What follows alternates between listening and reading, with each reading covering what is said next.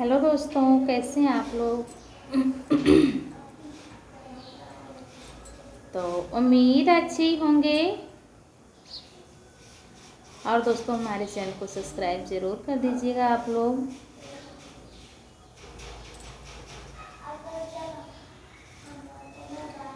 जगवा में बाटू बड़ी दानी, आहो मैया अम्बे भवानी। जगवा में बाटू बड़ी दानी, आहो मैया अम्बे भवानी। सबके तू दिहलू मैया सबके तू दिहलू मैया अन धन सोनवा। हमहू के दाता बेजानी, आहो मैया अम्बे भवानी। हमहू के दाता बेजानी, आहो मैया अम्बे भवानी।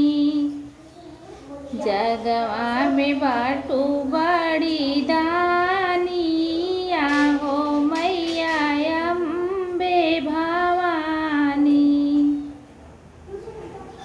जगवा में बाटू बड़ी दानी, आहो मैया अम्बे भवानी। सबके तू दिहलू मैया कोठ से अटारिया। सबके तू दिहलू मैया कोठ से अटारिया।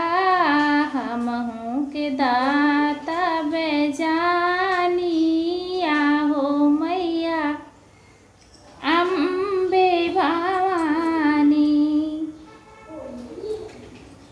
जगवा में बाटू बड़ी दानी, आहो मैया अम्बे भवानी।